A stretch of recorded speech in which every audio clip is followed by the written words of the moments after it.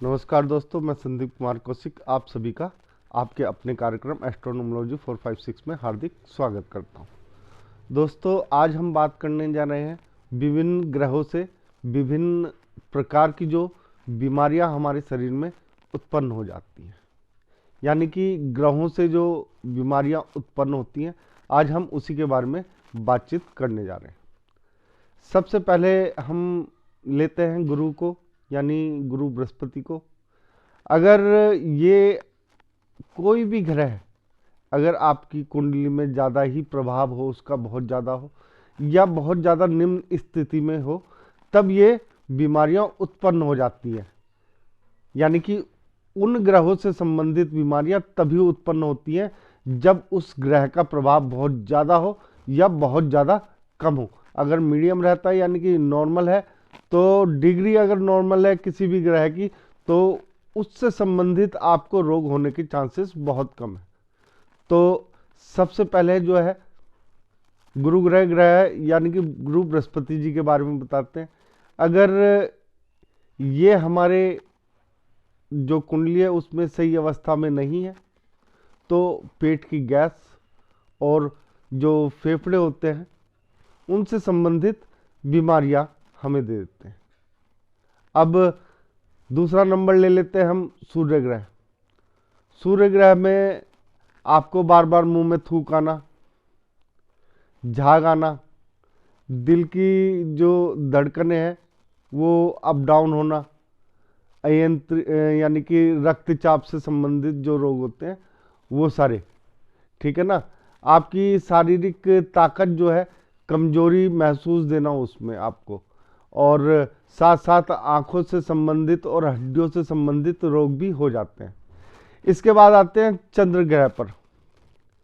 चंद्र ग्रह जो है मन का कारक है, दिल का कारक है, तो दिल और आंख यानी कि अप डाउन रहेगा आपका बहुत ज़्यादा। इसके बाद शुक्र ग्रह, तो शुक्र ग्रह जब भी कमजोर होगा आपको त्वचा से संबंधित सबसे ज़्यादा परेशानियां होंगी।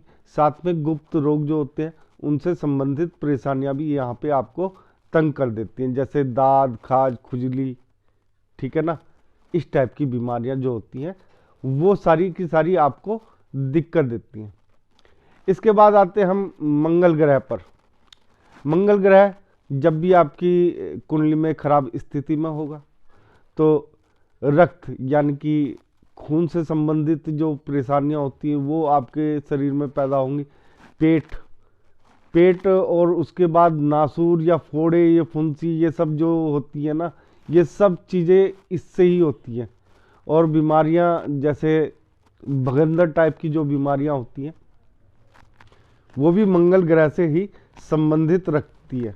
या शरीर में जैसे पित्त उछल के आ जाना, ये सब मंगल की जो बीमारियां हैं उसको प्रदर्शित करती है। इसके बाद दोस्तों हम आते हैं बुध ग्रह पर। बुध ग्रह जो है जैसे चेचक हो गया या आपका हकलाना हो गया, आपकी जुबान साफ ना हो, ठीक है ना, नाड़ियाँ यानी कि नाड़ियों की कमजोरी हो आपके में, जीभ जो जिससे हम बोलते हैं उससे संबंधित बीमारियां हो जाएं, तो यानी कि जीभ का बार बार कटना या आपका हकलाना या शब्द मुंह में ना आना बार बार, ये बुध से संबंधित बीमारियां होती हैं, ठीक है दोस्तों। इसके बाद आते हैं शनि। शनि जो है जैसे सूर्य नेत्र से संबंधित है, वैसे शनि भी कहीं ना कहीं थोड़ा बहुत नेत्र से संबंधित है। साथ में ये आपको खांसी से संबंधित परेशानियां जो होती हैं वो दे देता है, यानी कि जैसे बार बार बलगम आना आपका, ठीक है। इस तरीके की बीमारियां जो होती हैं ये शनि के जो प्रभाव से होती हैं। इसके बाद बात कर लेते हैं दोस्तों राहु की। राहु जो है दिमाग का कारक है, यानी कि दिमाग और साथ में बुखार, यानी कि एकदम से बुखार आ जाता है, ये इस टाइप के बीमारियां जो होती हैं उनका कारक है। अचानक जैसे आपके चोट लग जाए या एक्सीडेंट हो जाए, इस तरीके की जो बीमारियां होती हैं या ये एक्सीडेंट वगैरह, ये कुछ मंगल के कारण भी होती हैं और अधिकतर वैसे राहु के कारण होती है कि अचानक से कुछ भी हो जाए, यानी सिर से संबंधित, यानी कि आपका मानसिक संतुलन भी बिगड़ सकता है। जैसे चंद्र में होता है कुछ कुछ, तो चंद्र में तो मानसिक बीमारियां हो जाती हैं, मानसिक दिक्कतें पैदा होती हैं, ठीक है ना। लेकिन इसमें दिमाग से संबंधित जो जैसे भ्रम की स्थिति, इस टाइप से इसमें हो जाता है। इसके बाद आखिर में बात करते हैं दोस्तों केतु की। केतु जो है, जैसे आपकी रीढ़ की हड्डी हो गई है, ठीक है ना, आपके शुगर की बीमारी हो गई है, ठीक है, कफ, हड्डियाँ और जोड़ जितने भी होते हैं, हाथ पैर के जितने भी जोड़ हैं, ये सब उसी से होते हैं।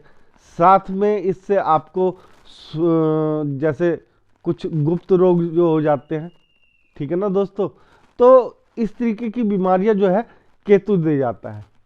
दोस्तों ये बीमारियां अधिकतर तब मिलती हैं, जो मैंने आपको पहले ही बता दिया है कि या तो बहुत ज़्यादा आपका कोई ग्रह अच्छा हो या बहुत ज़्यादा बुरा हो, यानी कि उसकी डिग्री थोड़ी सी कम हो। इसके बावजूद अगर आपको ये जो ग्रह है 2 भावों में अगर आपके आ जाए, तो वहां पे भी ये आपको दिक्कत दे देते हैं। जैसा छठा भाव हो गया आपका, छठे भाव में, और 8वां भाव हो गया, और एक 12वां भाव भी दोस्तों। 12वें भाव में जैसे आपका मान लीजिए बुध आ गया, तो व्यक्ति जो है ना वो तोतला बोलेगा, हकलाएगा, ठीक है ना। चंद्र आ गया तो एकदम से तो आपको सब कुछ याद आ जाएगा एक पल में, और एक पल में आप सब कुछ भूल जाओगे, ठीक है ना। ये 2 ग्रह बताए जैसे मैंने। अगर जैसे मंगल आ जाए 12वें भाव में, तो बचपन में ऐसे लोगों को फोड़े फुंसियां बहुत होते हैं, ठीक है ना। लेकिन जवानी तक आते आते तो इनका क्या होता है, वही फोड़े फुंसी जैसे पित्त उछल जाता है ना, एकदम से शरीर में दापर टाइप पड़ जाते हैं, तो इस तरीके की बीमारियां हो जाती है।